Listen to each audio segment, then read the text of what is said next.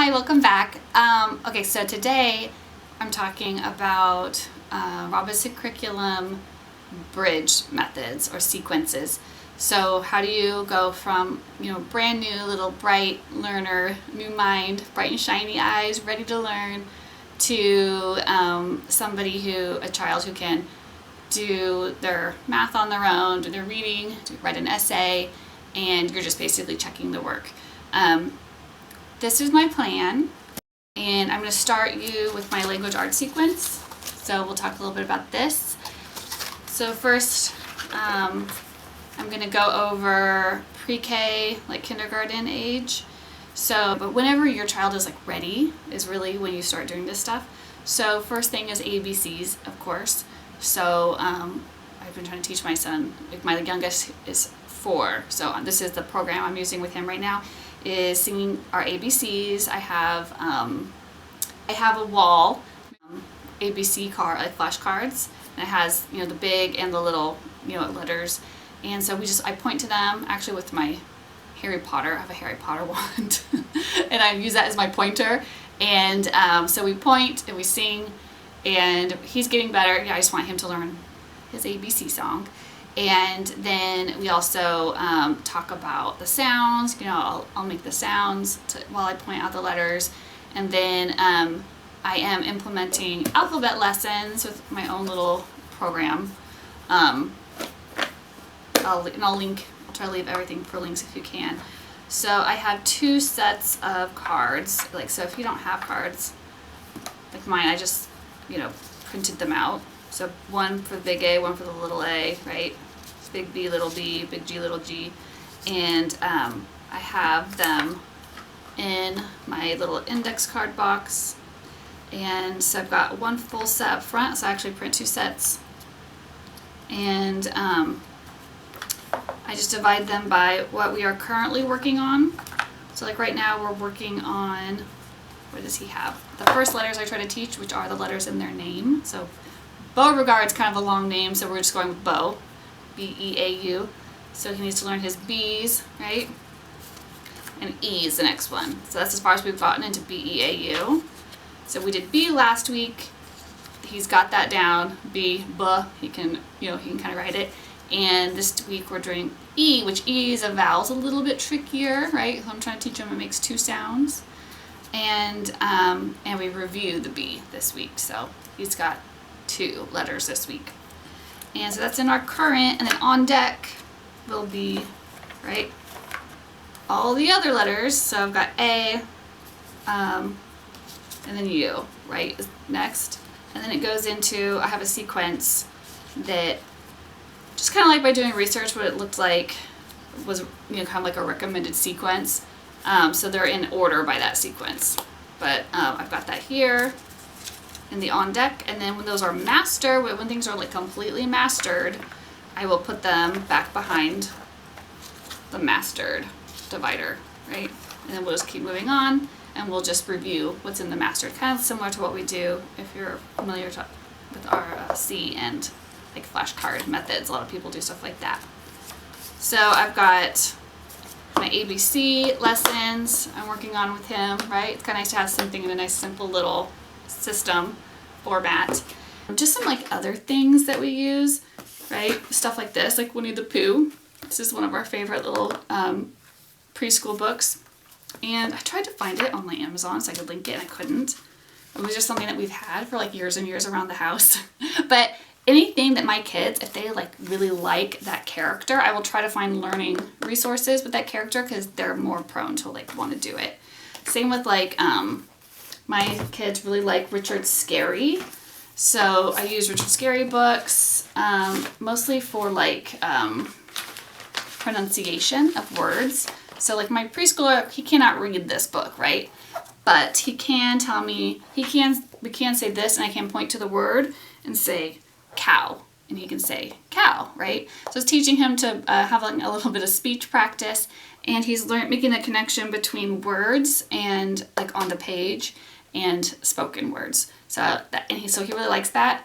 And because they're obsessed with Richard Scarry books, I got the ABC Richard Scarry ABC Chipmunk book, and it's really cute, and Like we can open it up. It makes it really easy to do a lesson with him.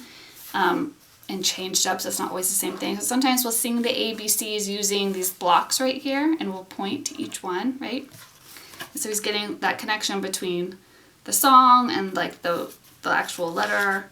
And you know, he likes the pictures, they're cute. And he's like pretty rambunctious, and I actually have a hard time getting him to sit still for a whole story.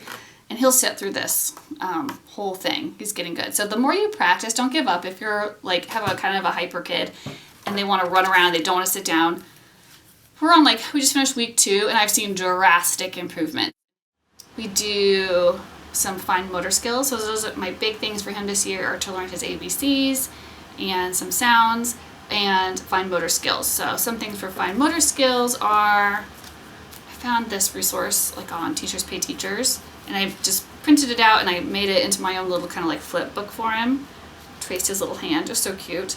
And what it is I'm trying to teach him how to like hold his pencil correctly. Something my oldest son, he started out in public school and he does not hold his pencil right to this day. I cannot get him to hold his pencil right. His handwriting is a challenge for me.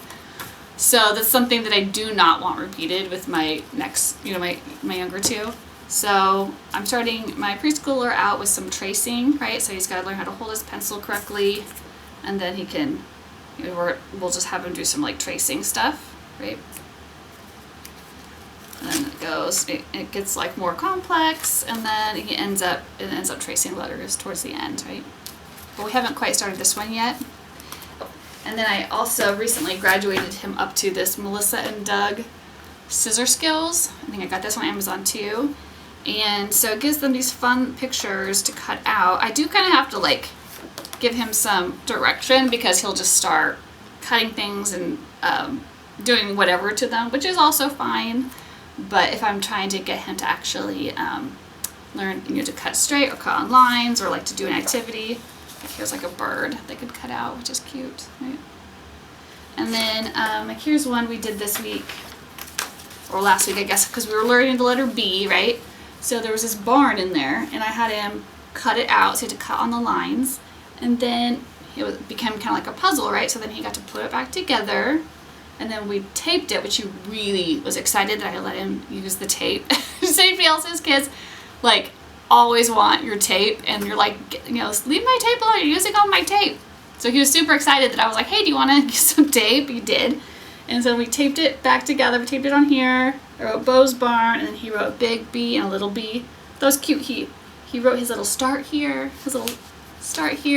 dot, because a lot of times like on the chalkboard when I have him practice, I'll like make a little dot. I'll like start here, you know, and you would start from there and go around. So he made his own little start here spot. So he was proud of that. So there's so we're getting, you know, some hand-eye coordination, some fine motor skills. That tape was hard because tape sticks to itself, and so try to teach him to hold it with like 2 hands. Sometimes they get frustrated. That just happens. Tell them it's okay, it's just practice. You know, nothing has to be perfect yet. So fine motor skills. So this is all like leading us towards writing, right? Another thing that we've been doing that he likes for writing is I picked up this thing. This thing is fun. Right? Anything that feels like a game to my boys is like, that's the winner. Like, you have to trick them into thinking that it's a game, it's fun, you know? And you take this little pen out. It's got a little like magnet in it, but it's kind of got flat sides, so it gives them a nice something to grip onto, right? And these little like ball bearings or whatever in here, you can push them down, but then as they do this, they pop up, right? And so you can go through and they can pop them up, which is fun. But then if they go back over it, it kind of guides their hand, it kind of guides their finger, right? Because it's magnetic, so it makes it hard for them to like practice it wrong, you know, to get that muscle memory correct is important, right? So go down and up, down, and they give you numbers, right? So 1, and a little arrow down, and then 2, right? So there's, you know, lowercase, and then there's uppercase on this side. And my like, I swear, even all the way up to my 11-year-old, they all like playing with this because they just enjoy the magnets, right? And they enjoy the feel, like the pull of the magnet on their hand. It's kind of interesting. So I would say this was really fun, and it's like skinny and just easy to like put behind a chair, in a we use a lot of baskets, just put it away easily so it doesn't take up a lot of space, you know. I know that RC comes with Alpha Phonics, and I have actually not tried it because I had already started using Teach Your Child to Read in 100 Easy Lessons, and this just worked so well for us, and it kind of trained me too on how to like teach, and so I just can't recommend it enough. It just works so well. I'm sure some people it doesn't. It depends on the teacher and the student or whatever, but this works so well I'll probably just like use it again.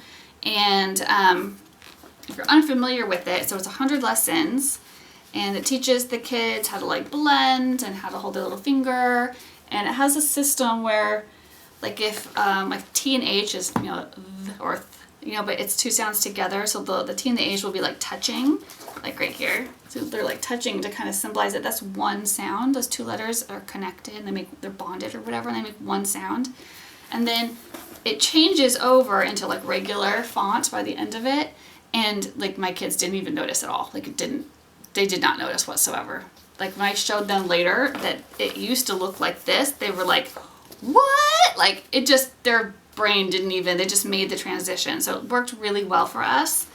And so this is where we start, and it has them, you know, write whatever letter they're practicing and saying the sound as they write it. They focus more on the sound, not the name of the letter. I had already just like drilled the names of the letters into their brains before we did this, where I got this program, and it didn't seem to matter. It didn't seem to harm them any that they already knew the name of the letter. Another thing that was helpful was, and again, anything that can be a game. I'm like, made this game, and I put it on in my TPT store, but I might have shared it on the RC official curriculum. I think I didn't know about RC Community on Facebook yet for free, but I can't remember. But I just made it so it like looks like a little racetrack, and everybody has their own garage, right? Each player has their own garage, and we'll like put those around. And I just printed out some people, some little racers, right? Those like little cute little people, and when you know, they can all get a trophy at the end. You don't have to use this exact game, but you know, something that helps them practice their different sounds, and to help them with knowing that vowels have more than one sound. Something too is I do think it's helpful for them to know the diacritic symbols, because if you're gonna move on to the McGuffies, they do use some of those symbols, and like even like the dictionary, if you want to look up how something is pronounced, they use those symbols. So I think they're useful to know, and I have found them helpful with my kids. I've used those symbols so much more than I thought that I would. And I wish that like my teachers would have taught me that when I was in school, because I don't know how many times I looked up things in dictionaries and I didn't know. I always wondered like, what did those symbols mean? Like, you know, in the parentheses where they would have the pronunciation. So if your child can read, got through this, they can start the McGuffey primer like no problem. It's probably even a little easy to begin with. I just had my kid just go ahead and restart, even if it was a little bit easy.